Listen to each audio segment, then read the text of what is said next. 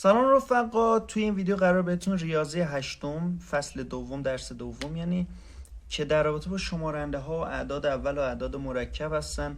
به نظر من فصل سختی نیست، اما خب تا حدود یادآوریه ولی مسائل زیادی بهش اضافه شده. این فصل هم فصل مهمی هستش، مطمئن باشید از توی امتحان ازش سوال میاد. بریم که این فصل رو با هم دیگه یاد بگیریم. خب قبل از اینکه بریم سراغ مسائل اصلی فصل، خب لازمه که با یک سری اصطلاحات آشنا بشیم و یک سری اصطلاحات رو یاد بگیریم. اصطلاح اولی شمارنده است. شما من مطمئنم که میدونید شمارنده چی هستش، ولی برای یادآوری چون تو هفتم یاد گرفته، امکان داره تو این ماهای تابستون یادتون رفته باشه، ما بریم که بهتون توضیح بدم شمارنده چی هستش. اعدادی که بر عدد مورد نظر بخش پذیر است. مورد نظرم بد نوشتم. خب ببین این رو توی جزوهتون لازمه که بنویسید چون امکان داره یادتون بره. برای مثال شمارنده های عدد 12 رو می نویسیم. شمارنده های عدد 12، من یکی از این گیومه میگن، پرانتز میگن، به این نمیدونم چی میگن، یه دونه از اینا باز میکنیم تا شمارنده های عدد 12 رو داخلش بنویسیم. خب عدد 12 به یک بخش پذیره و به 12. این رو حتما باید توی بخش شمارنده ها بنویسیم، یعنی یک و خود عدد یک و خود عدد رو حتما باید بنویسیم. 12 به چند بخش پذیره؟ به دو بخش پذیره. چرا؟ چون 2 6 تا میشه 12 تا. به عدد 4 بخش پذیره چون 4 3 تا میشه 12 تا. به عدد 3 بخش پذیره چون که اینجا هم گفتم 3 4 تا میشه 12 تا. و بر عدد 6 هم بخش پذیره. کلا عدد 12 بر این تعداد عدد بخش پذیره. چند عدد؟ 1 2 3 4 5 6. خب عدد 12 بر 6 یعنی عدد 12 6 شمارنده داره. این هم شمارنده های عدد 12 توی امتحان هم امکان داره، یا مثلا معلم امکان داره شما رو بیاره پای تخته و مثلا بگه که شمارنده های عدد 12 رو بنویسید. بریم سراغ ادامه فصل و آموزش اعداد اول. خب رفقا لازمه که ما عدد اول رو هم یاد بگیریم. مثل اینکه یک سری از بچه‌هایی که دارن این ویدیو رو میبینن اعداد اول رو بلدن، ولی ما باز هم توضیح میدیم. عددی که بجز خودش و عدد یک شمارنده دیگه ای نداره. برای مثال من یک عددی می نویسم. برای مثال 11 اینجا می نویسم. خب 11 از کجا بدونیم عدد اوله؟ خب 11 بر یک و خودش یعنی 11 بخش پذیره، ولی دیگه بر هیچ عدد دیگه بخش پذیر نیستش رفقا. ما 11 رو فقط بر یک و 11 میتونیم بخش پذیر کنیم، به هیچ عدد دیگه بخش پذیر نیست. مثل 12 نیستش که بگیم بر 3 بخش پذیره، بر 4 بخش پذیره، به هیچ عددی بخش پذیر نیست. پس 11 اینجا عدد اول هستش. عدد اول. رفقا توجه داشته باشید، هر عدد فردی دیدید عدد اول نیستش. متوجه شد؟ برای مثال مثلا من عدد 9 رو بنویسم. عدد 9 رو دقت کنید، این عدد 9 درسته؟ عدد 9 به جز یک و عدد خودش، به جز یک و خودش یک شمارنده دیگه به اسم 3 داره. چرا؟ چون 3 تا میشه 9 تا. پس عدد 9 اول نیست. حالا اگر اول نبود چیه؟ عدد مرکبه. بریم که در ادامه با عدد مرکب آشنا بشیم. خب ببینید یک اصطلاح دیگه که باید یاد بگیریم تا بریم سراغ ادامه فصل، عدد مرکب هستش. هر عدد طبیعی که بیش از 2 شمارنده داشته باشه اون عدد مرکب هستش. خب مثال ما 11 رو نوشتیم، متوجه شدیم 11 فقط بر یک و 11 ضرب میشه و تقسیم، یعنی بر عدد یک و 11 بخش پذیره. درسته؟ اما اینجا عدد 9 رو نوشتیم، متوجه شدیم که عدد 9 هم بر یک، هم بر خودش و هم بر 3 بخش پذیره. خب اینجا 11 شد عدد اول و 9 شد عدد مرکب. چرا 9 شد عدد مرکب؟ چون بجز خودش و عدد یک شمارنده اضافی دیگه هم داره، یعنی بیشتر از 2 شمارنده داره. خب بریم که چند تا عدد مرکب بهتون نشون بدم تا متوجه بشید کامل. خب 2 تا عدد مرکب من اینجا می نویسم. عدد 4 و عدد 15. خب من میخوام این دوتا رو ثابت کنم که عدد مرکب هستن. میام میگم که بله عدد 4 به جز 1 و 4 به 2 هم تقسیم میشه. چرا؟ چون دوتا میشه 4 تا. پس عدد 4 3 تا شمارنده داره، بیشتر از 2 تا شمارنده داره. پس عدد 4 میشه عدد مرکب. درسته؟ 15 هم همینطور. 15 درسته عدد فردی هستش اما مرکب هستش، عدد اول نیستش. چرا؟ چون بجز 1 و 15 بر 3 و 5 هم بخش پذیره. چرا؟ چون هم میتونیم بگیم 5 3 تا 15 تا، هم میتونیم بگیم 3 5 تا 15 تا. پس عدد 15 هم 4 شمارنده داره و دیدیم که تعداد شمارندهاش از 2 تا بیشتره. پس 15 هم عدد مرکب هستش. این هم از توضیح عدد مرکب. امیدوارم که این بحثا رو یاد گرفته باشید. بریم سراغ ادامه فصل. خب رفقا، من تصمیم گرفتم قبل از اینکه بریم سراغ بحث‌های دیگه فصل که لازمه که شما یاد بگیرید، تصمیم گرفتم 2 تا نکته خیلی مهم از این اعداد مرکب و اعداد اول بهتون بگم. به نظر من واقعا مهم هستن. اولیش میگه که عدد 1 نه مرکبه و نه اول. این خیلی مهمه. عدد 1 رو جزو مرکبا و اولها قرار ندید.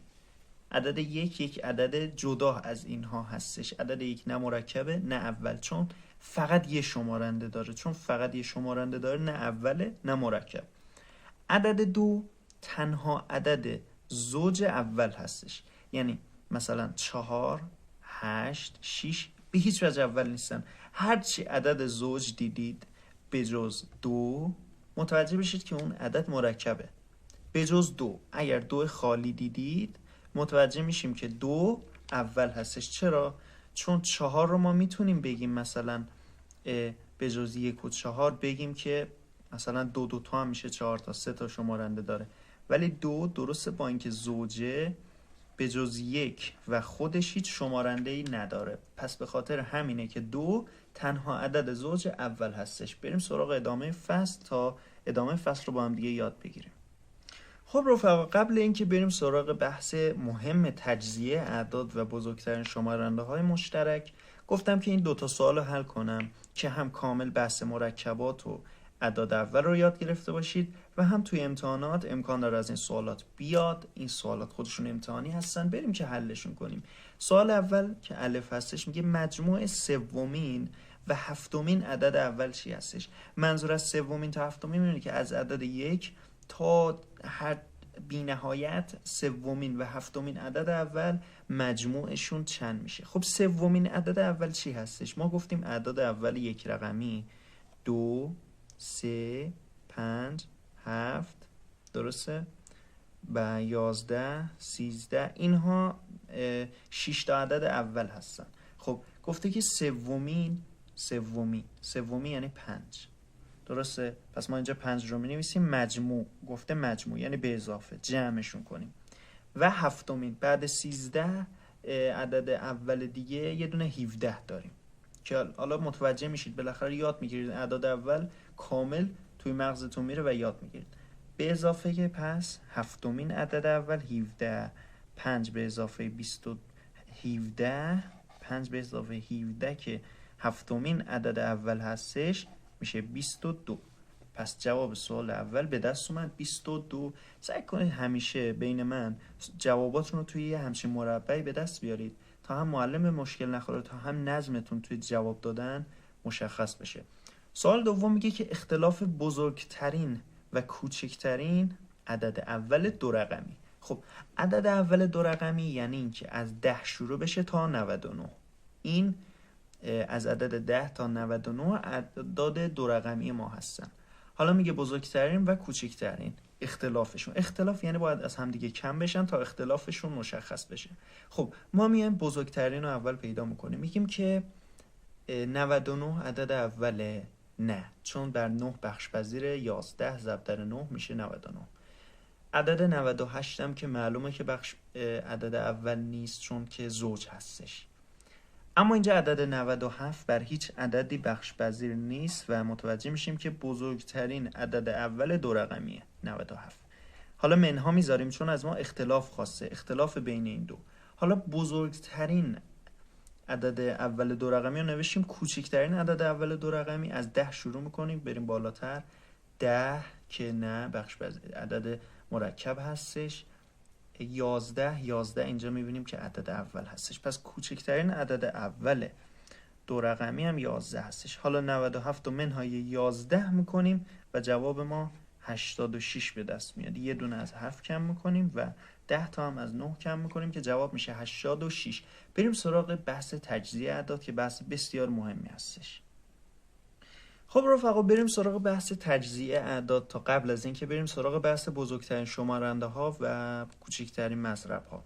خب تجزیه اعداد ما از یک روش استفاده میکنیم، براش روش های مختلفی حتما وجود داره، ولی ما تو هشتم بالاخره یک روش درختی رو یاد میگیریم. روش درختی تجزیه اعداد برای چیه؟ این رو حتما بنویسید. برای به دست آوردن شمارنده های اول یک عدد از تجزیه استفاده میکنیم. ببخشید یه ذره کج و کوله نوشتم، اما خب بریم اینجا که انجام بدیم. گفته که شمارنده های مثال، گفته شمارنده های اول اعداد 12 25 و 30 رو پیدا کنید. خب ما 12 رو می نویسیم، 25 رو می نویسیم و اینجا هم 30 رو می نویسیم. سعی کنید تا حد ممکن بالا بنویسید. حالا این اعداد کوچیکی هستن اما شما سعی کنید بالاتر بنویسید. خب ما میایم زیر 12 همچین علامتی میکشیم عین درخت، درسته؟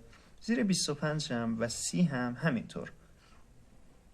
حالا میریم دونه بدونه شمارنده های اولشون رو به دست میاریم. میگیم که 12 چند تا میشه؟ 12 تا 2 6 تا. میتونیم 3 4 تا رو هم بنویسیم. حالا 3 4 تا رو مینویسیم، فرقی نداره. خب هر جا به عدد اول رسیدید، بالاخره انقدر عدد اول رو تمرین میکنید یاد میگیرید. مثلا اینجا متوجه میشیم 3 عدد اوله، دورش خط میکشیم. 4 اما عدد اول نیست، دوباره زیر 4 یه دونه یه همچین چیزی میکشیم و مثلا مینویسیم چند تا میشه 4 تا؟ 2 تا. دیگه هیچ عدد مرکبی نیستش، همه عدد اول هستن، دورشون خط میکشیم. حالا اونایی که دورشون خط کشیدیم رو جلوی عدد مینویسیم 2 ضرب در 2 ضرب در 3. حالا اینجا یه چیز جالب متوجه میشیم، اگر این اعداد ضرب در هم بشن جواب همون 12 به دست میاد. 25 هم به همین جوره. میگیم 25 چند تا میشه؟ 25 تا 5 تا. خب جفت 5 ها اعداد اول هستن، دیگه ادامهشون نمیدیم. جلوی 25 هم مینویسیم 5 ضرب در 5. 30 هم میتونیم بگیم 3 تا، میتونیم بگیم 2 15 تا، میتونیم هر عددی بگیم 6 5 تا. حالا ما اینجا 2 15 تا رو به کار میبریم چون 2 عدد اول خط میکشیم، اما 15 عدد اول نیست، ادامهش میدیم دوباره به روش درختی. یه درخت دیگه چند تا میشه 15 تا؟ 3 5 تا، دور 3 و 5 هم ما خط میکشیم. حالا جلوی 30 به همین صورت 2 3 5، 2 ضرب در 3 ضرب در 5. به همین صورت نوشتیم که 2 ضرب در 3 میشه 6، 6 5 تا میشه 30 تا. به همین راحتی تجزیه دیدید که خیلی خیلی راحته. حالا بریم سراغ بحث‌های اصلی این فصل، یعنی بزرگترین شمارنده های مشترک و کوچکترین مضرب های مشترک. خب رفقا میرسیم به بحث بزرگترین شمارنده مشترک یا همون BMM. فکر کنم که توی فصل 5 ریاضی 7 ما اینو کار کردیم با هم، اما دوباره توی این فصل باید یادآوری بشه و یاد بگیرید. دیگه فکر کنم اینو یاد بگیرید دیگه کاملا تو مغزتون میمونه و یاد میگیرید. خب گفته که بزرگترین شمارنده مشترک 48 و 20 رو به دست بیار. 48 و 20 بزرگترین مشترک یعنی همون BMM عدد، درسته؟ BMM رو توی پرانتز ما قرار میدادیم، مثلا 48 و 20 رو اینجا می نوشتیم، حالا مساوی میذاشتیم. حالا ما اینجا چون جا نمیشه این پایین جوابش رو می نویسیم. حالا بریم که BMMش رو به دست بیاریم. BMM یکی از اعداد رو اینجا می نویسیم، یکی از اعداد رو این طرف. خب ما حالا قراره که BMM اینا رو تجزیه کنیم تا BMMشون رو به دست بیاریم. برای تجزیه کردن همونطور که الان گفتم یک درخت مانند میکشیم. مثلا 48 چند تا میشه؟ 48 تا 2 2 24 تا. درسته؟ 2 عدد اول دورش خط میکشیم. 24 چند تا میشه؟ میشه 2 12 تا. 2 عدد اول دوباره خط میکشیم. 12 چند تا میشه؟ 3 4 تا. 3 خط میکشیم. اینجا مثلا اینکه جا نمیشه و دوباره اینطوری میکشیم. 2 2 تا. دیدید که عدد 48 چند تا عدد اول داره؟ حالا عدد اولش رو جلوش می‌نویسیم. 2 2 چند تا 2 4 تا 2 داره، یه دونه 3. 1 2 3 4 یه دونه هم 3. خب این تجزیه عدد 48. عدد 20 بریم که تجزیهش رو انجام بدیم. عدد 20 به این صورت ما انجام میدیم که میگیم 2 10 تا، 2 عدد اول خط میکشیم. 10 میگیم 2 5 تا. دیگه بیشتر از این هم نمیتونیم ادامش بدیم.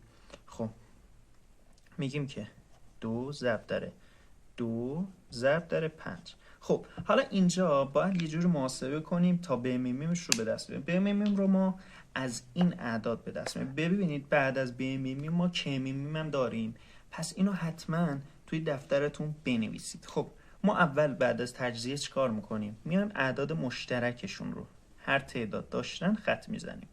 میگیم که 48 یه دونه زیرش 2 داره، 20 هم 2 داره، خط میکشیم.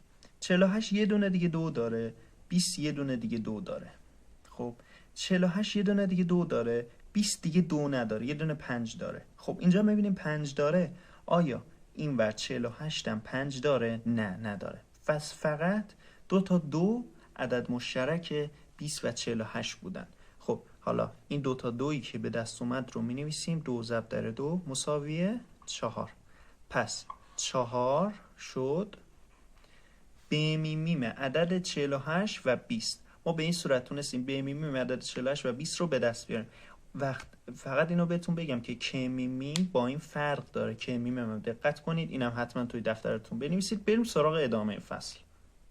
خب رفقا، قبل از اینکه بریم سراغ دو عدد متباین که بحث مهمی هستش، بریم سراغ نکات به میمیم و نکات به میمیم رو با هم دیگه یاد بگیریم. اینا رو حتما بنویسید. اینا خیلی مهم هستش، خیلی مهم هستش رفقا. این نکات به میمیم، حتی که میمیم هم که در ادامه بهتون میگم نکات داره و شما باید یاد بگیرید نکاتش رو. نکات هر دو رو شما باید یاد بگیرید. خب اول میگه که به میمیم دو عدد اول 1 میشه. مثل چی؟ مثل وقتی میگن که به میمیم 5 و مثلا 13 رو به دست بیارید. به میمیم این دوتا بدون اینکه به دست بیارید 1 هستش. درسته؟ 1 میشه. حالا به میمیم هر عدد با خودش همون عدد میشه. مثلا وقتی میگه که به میمیم 15 و 15 رو به دست بیارید. بد کشیدم. خب به میمیم 15 و 15 همون 15 میشه. اینم نکته مهمی هستش. حالا اینجا خیلی مهمتره، این خیلی مهمه. اگر بخش پذیر بودن، اگر دو عدد که به میمیمشون رو خواستن بخش پذیر بودن، به میمیم آن دو برابر عدد کوچکتره. مثل 18 و 6 مثلا. 6 و 18. خب 6 و 18 چجوری هن؟ الان این دوتا با هم دیگه بخش پذیرن. درسته؟ 18 بر 6 بخش پذیره که میشه 3. تقسیم بر 3 میشه. یعنی تقسیم بر 6 بشه میشه 3. حالا این دوتا بخش پذیر بودن، به میمیمشون میشه عدد کوچیکه. خیلی راحت. حالا به میمیم هر عدد با 1 برابر 1. مثلا اگر به میمیم به میمیم 6 و 1 رو خواسته بود، اگر این دوتا رو خواسته بود جواب 1. هر عددی به میمیمش رو با 1 خواسته بود جواب 1. اینم نکته خیلی مهمیه. حتما یا اسکرین شات بگیرید یا توی دفترتون بنویسید. بریم سراغ ادامه فصل. خب رفقا، یک بحث مهمی هستش اینجا. دو عدد متباین. من اصطلاح اینو فراموش کردم. متباین فکر کنم جدید هستن اومده این عدد. ما گفتیم نسبت به هم اولن. این اصطلاح جدید هستن ولی خب من بلدم. بریم که بهتون یاد بدم.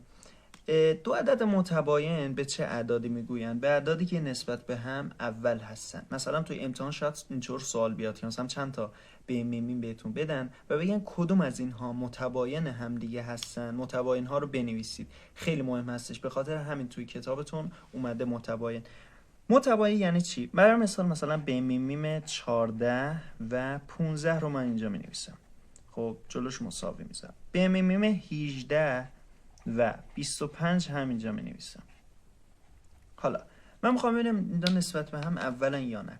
اگر جواب به میم دو عدد شد یک، به میم دو عدد شد یک، آن دو یعنی این به میم این دو عدد یعنی 18 و 25 نسبت به هم اولا یعنی متباین هم دیگه، متباین. خب این خیلی بحث مهمی هستش، حتما دقت کنید. یعنی این دو عدد یعنی الان 14 و 15 نسبت به هم اولا، نسبت به هم اولا. 14 و 15 مثلا 18 و 25. اگر برای مثلا اینجا من الان توی نکته های به میمم قبلش بهتون گفتم 6 و 1 مثلا چون میشن یک، الان 6 و 1 نسبت به هم دیگه اول یا متباین هم دیگه. این هم بحث مهمی هستش. بریم سراغ بحث های خیلی مهمتر. ادامه این فصل بحث های مهمتر این فصل هستش، بریم که با هم دیگه یاد بگیریم. خب ببینید بحث مضارب طبیعی یک عدد خیلی مهم هستش و بعد از اون هم میریم سراغ کمیمیم و روش غربال که دیگه بحث خیلی مهم این فصل هستش. اما قبلش مضارب طبیعی یاد بگیریم. ببینید توضیحش رو من می‌نویسم که شما توی جزوه‌تون بنویسید چون مهم هستش توضیحش. توضیح یک مسئله باعث میشه بعدن اگر فراموش کردید با خوندن اون توضیح یادتون بیاد. مضارب طبیعی یک عدد یعنی اگر یک عدد رو در اعداد طبیعی به ترتیب ضرب کنیم مضارب طبیعی اون به دست میاد. یعنی مثلا مضرب طبیعی 4 رو از ما بخواد، 4 رو بر 1 ضرب میکنیم میشه 4، 4 رو بر 2 ضرب میکنیم میشه 8، 4 رو بر 3 ضرب میکنیم میشه 12، 4 رو بر 4 ضرب میکنیم میشه 16، 4 رو بر 5 میشه 20 و الی آخر. متوجه شدید؟ الان 8 4 8 12 16 20 الی بی نهایت با همین ترتیب اگر با همین نظم ادامه بدیم این اعدادی که به دست میاد میشه مضارب طبیعی عدد 8. خیلی مهم هستش. ببینید توی امتحان شاید فکر کنید اصلا مضارب دیگه یاد گرفتیم ولی توی امتحان معلم میاد استفاده میکنه. مثلا میگه مضارب طبیعی فلان عدد رو بنویسید. مثلا مضرب طبیعی این عدد از فلان تا فلان چی هستن. خیلی مهم هستش بریم 2 تا سوال از مضرب حل کنیم تا کامل یاد بگیرید. خب این 2 تا نمونه سوال هستش امکان داره بیاد. نه توی ترم هم امکان داره معلمتون همچین سوالای بپرسه ولی میان ترم حتما مطمئن باشید میان. خیلی از معلما از هر فصلی که آموزش میدن امتحان میگن این سوالا حتما توی این فصل هستن. خب میگه مضارب طبیعی عدد 8 تا عدد 50 را بنویسید. یعنی تا عدد 50 هر چی مضرب طبیعی داشت بنویسید. خب من اینجا 8 رو مینویسم به این صورت، یک مساوی میذارم خیلی با نظم به این صورت و تا حدوداً اینجا هم یه دونه از اینا باز میکنم.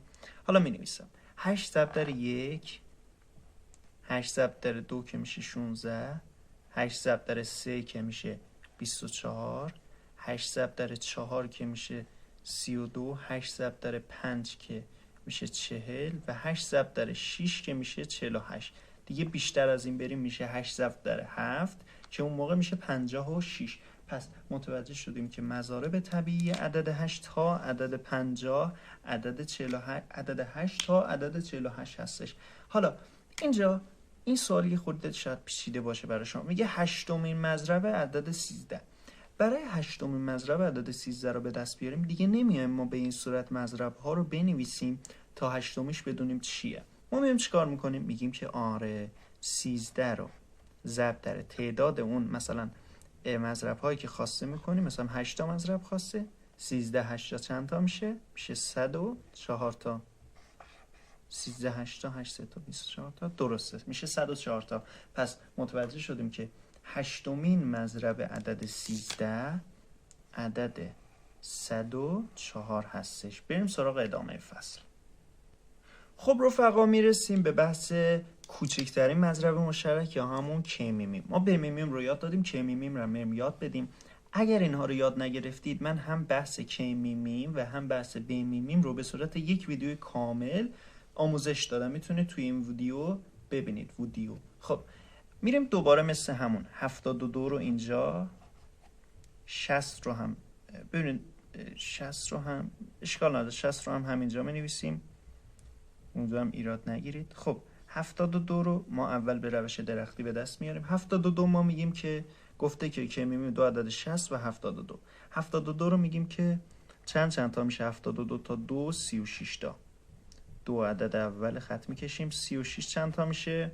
36 چند تا میشه؟ 36 تا 2 18 تا. درسته؟ 18 چند تا میشه؟ 18 تا 3 6 تا. 3 6 تا. این 3 هستش رفقا. 6 چند تا میشه؟ 2 3 تا میشه 6 تا. این همه از شمارنده های اول عدد 72 که میبینیم خیلی هم زیاد شمارنده اول داره. خوب شد اینجا نوشتم. خب عدد اولی رو که به دست آوردیم می‌نویسیم 2 ضرب در 2 ضرب در 2 دوباره 3 تا عدد 2 داره ضرب در 3 ضرب در 3 ضرب در 3 ضرب در 3. حالا اینا رو هم ضرب کنیم عدد 72 به دست میاد. 60 هم به همین صورت ما میگیم که 60 میگیم که چند تا میشه؟ 60 تا 2 30 تا. ببخشید کلا بد نوشتم. 2 30 تا. دو عدد اول خط میکشیم. 30 میگیم 2 15 تا. درسته؟ 15 میگیم 3 5 تا. حالا دور هم 3 هم 5. 60 هم میشه 2 ضرب در 2 ضرب در 3 ضرب در 5. 2 ضرب در 2 ضرب در 3 ضرب در 5. این هم شد از تجزیه عدد 60. حالا اینجا کم میمیم رو ما چطوری مینویسیم؟ مثلا الان کم میمیم عدد 60 و 72 رو از ما خواسته. ما عدد 72 و میذاریم و البته ویرگول بذاریم و 60. دیگه کم میمیم رو تو پرانتز نمیذاریم. کم میمیم رو توی یه همچین شکلی میذاریم، جلوش هم مساوی میذاریم. معلم امکان داره یه همچین سوالی بهتون بده، دیگه ننویسه کم میمیم یا ب میمیم، بگه حاصل عبارت رو به دست بیاره. اگر پرانتز بود متوجه میشید که ب میمیمه. اگر از این علامت ها بود که نمیدونم اسمش چیه، کروشه است چیه، به این نمیدونم چی میگم، اگر همچین علامتی گذاشتش متوجه میشید که کم میمیم رو عدد ازتون خواسته. کم میمیم رو چجوری به دست میاریم؟ بریم که بهتون بگم. خب اول ما بذار با یک ماژیک دیگه چیز کنم جواب رو به دست بیارم. خب میگیم که اینجا دوباره 72 یه 2 داریم، اینجا دوباره یه 2 داریم. 72 دوباره یه 2 داره، این 60 هم یه دونه 2 داره. درسته؟ پس جفتشون مشترک دو و 2 رو دارن. خب میایم اینجا 2 ضرب در 2 رو مینویسیم. کار داریم و ادامه داره. حالا دیگه باقی مونده چی هستن؟ یه 3 یه 5. البته ببخشید یه 3 هم دارن اینجا مشترک، من اشتباه کردم. ضرب در 3 اینجا یه 3 هم مشترک دارن. خب حالا باقی مونده چی هستش؟ یه 2 یه 3 یه 5 که دیگه اینا مشترکی ندارن. پس میگیم که یه 2 یه 3 یه 5. حالا جواب اینها رو به دست میاریم. 2 2 تا 4 تا 4 3 تا 12 تا 12 2 تا 24 تا. پس تا اینجا شد 24. 24 ضرب در 3 24 ضرب در 3 میشه 72. 72 ضرب در 5 هم میشه 72 میشه 360. رفقا اگه متوجه نشدید یه ذره بزنید عقب دوباره ببینید. ببینید من چیکار کردم. اومدم وقتی تجزیه کردم اعداد چیزو مشترک رو، یعنی 2 تا 2 و 1 3 جفتشون مشترک داشتن، یه بار اینا رو نوشتم. خب حالا روشون خط کشیدم، نباید 2 بار بنویسید، یه بار. و بعد یه دونه 2 یه دونه 3 یه دونه 5 اضافی موندن، اینا مشترکی نداشتن، اونها رو هم جلوشون نوشتم و حاصل ضرب اینا شد 360 که میشه کمیمیم دو عدد 60 و 72، یعنی کوچکترین مضرب مشترک. سر همینه که قبل از اینکه بریم کوچکترین مضرب مشترک کمیمیم رو یاد بگیریم بهتون مضرب مشترک ها و مضارب طبیعی رو یاد دادم. بریم 2 تا نکته از کمیمیم یاد بگیریم تا حدوداً این فصل رو تموم کنیم. خب ببینید نکات کمیمیم اینها هستش. میگه که کمیمیم دو عدد اول مختلف برابر با حاصل ضرب اون دو میشه. ما توی بمیمیم اومدیم گفتیم اگر دو عدد اول مثلا 5 و 13 درسته باشن تو بمیمیم ها عدد 1 میشد بمیمیمشون، دو عدد مختلف اول. خب اما توی کمیمیم اعداد اول مختلف جواب حاصل ضربشون میشه. الان 5 13 تا میشه 65 تا، درسته؟ 5 13 تا که شد 65 تا. کمیمیم دو عدد مختلف اول، یعنی دو تا اول باشن مختلف هم باشن، جوابشون حاصل ضربشون میشه. حالا اینجا میگه توی قبلی بیمیمیم گفت اگه بخش پذیر باشن بیمیمیم اون دو برابر با عدد کوچیکه هستش. اما اینجا که کمیمیم هستش اگر بخش پذیر باشن، مثلا 6 و 18 باشن، کمیمیم ازتون خواسته باشه، جواب عدد بزرگه میشه اگه کمیمیم ازتون خواسته. متوجه شدید؟ اگر بخش پذیر باشن کمیمیم خواست عدد بزرگه، بیمیمیم خواست عدد کوچیکه. بریم سراغ ادامه فصل. خب رفقا، روش غربال مهمترین یکی از مهمترین بحث‌های این فصل هستش که مهمترین چیزی هستش که از این فصل مونده. یه بحث کوچیک دیگه هم مونده، بعد از اون دیگه میریم سوالای امتحانی رو حل کنیم تا این فصل رو تموم کنیم. روش غربال برای تعیین کردن اعداد اول بین یک سری اعداد هستش. برای مثال اینجا سوال گفته با روش غربال عددهای اول 1 تا 30 رو پیدا کنید. روش غربال اینجوری، ما میایم 1 تا 30 رو مینویسیم.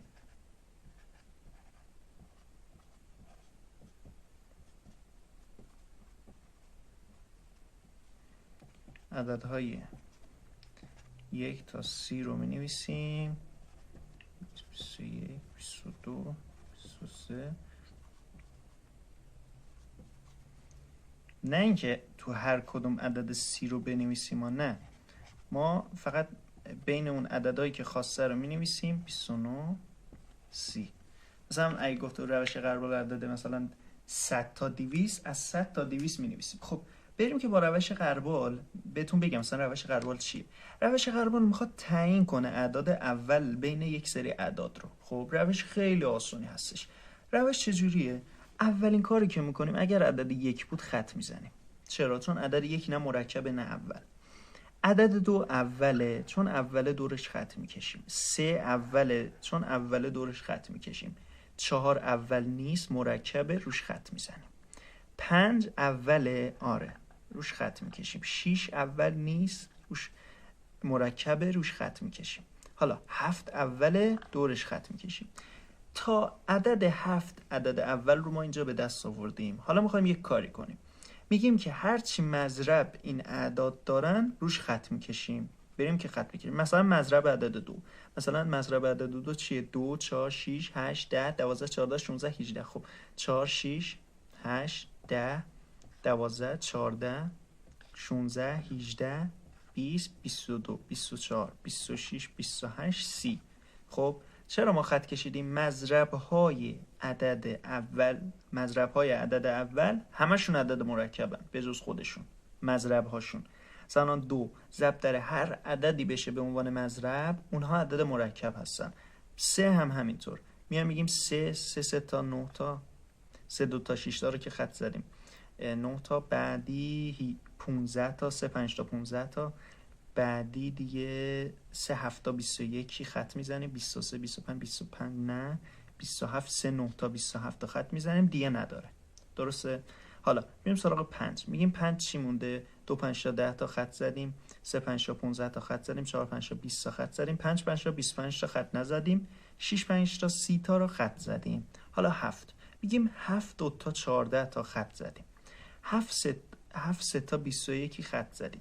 7 4 تا 28 تا رو خط زدیم. پس همشو اونایی که مرکب بودن رو خط زدیم. حالا هرچی باقی مونده که خط نزدیم اونا میشه عدد اول. مثلا 11 13 17 19 23 و اینجا یه دونه 29 مونده که روش خط نزدیم.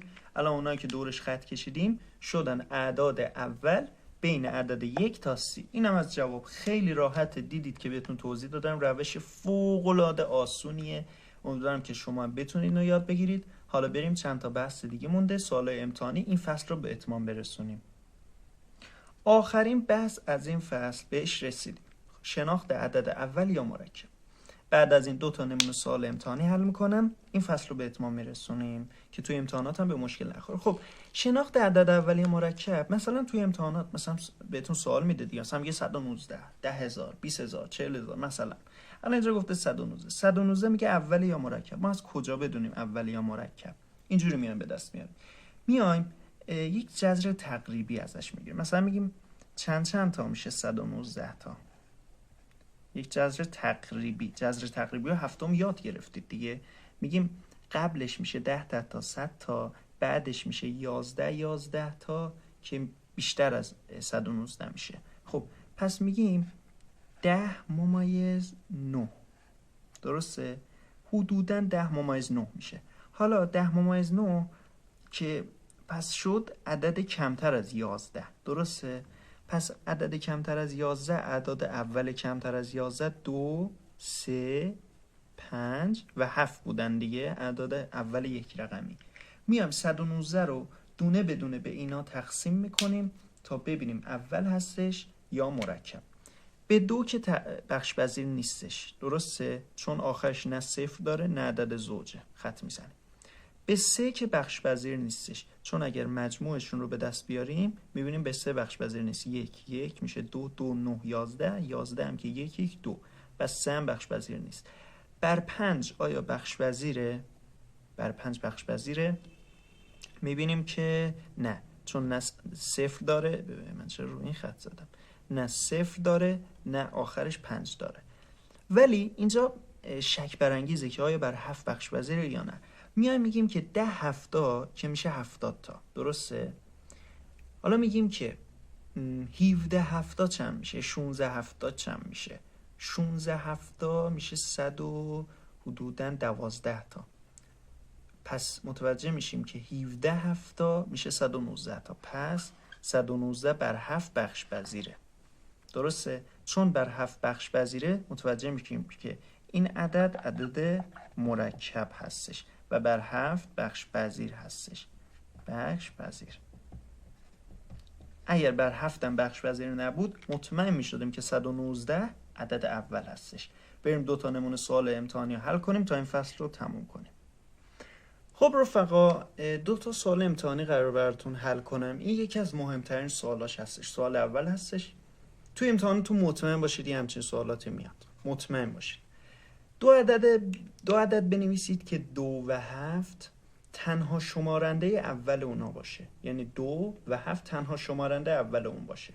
خب یعنی فقط 2 و 7 شمارنده اولش باشه. خب این یک روش داره. میایم 7 و 2 رو ضرب در هم میکنیم میشه 14. پس 14 تنها شمارنده اول 2 تا شمارنده اول 2 و 7 رو داره فقط. اصلا همینجور ظاهری هم ببینیم متوجه میشیم. حالا میخوام یک عدد دیگه به دست بیاریم. گفته 2 عدد دیگه، 14 رو ضرب در 2 میکنیم که میشه 28. پس اینجا هم 14 هم 28 دو عددی که 2 و 7 تنها شمارنده اول اون باشه. خب حالا میگه که کوچکترین عدد بنویسید که دارای 3 شمارنده اول باشه.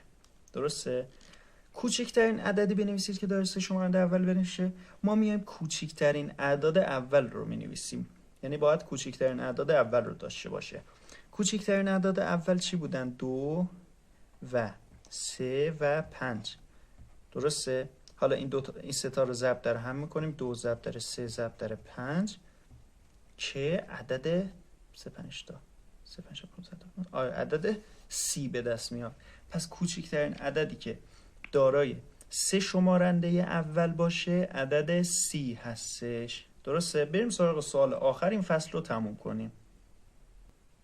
خب اینجا سوال گفته که این سوال من توی سوالای امتحانی زیاد دیدم. میگه که با چند بار تقسیم متوجه میشیم که عدد 253 اول یا مرکب. میخواد ببینه با چند بار تقسیم متوجه میشیم. نیاد بنویسید ما مثلا با فلان تقسیم متوجه میشیم. شاید شما ذهن قوی داشته ولی معلم فکر کنه که شما تقلب کردید. البته این سوال دوم امتحانی هستش.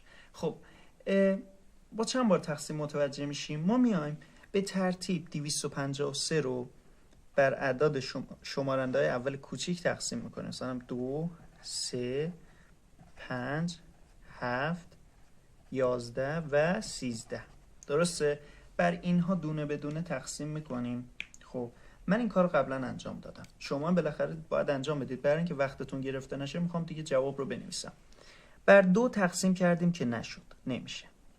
بر 3 تقسیم میکنیم، 3 و 5 میشه 8، 8 2 1 میشه، نمیشه بر 3. بر 5 هم که اصلا نمیشه. بر 7 هم که متوجه میشیم که نمیشه، من حساب کردم نشد. ولی این عدد بر 11 بخش پذیره.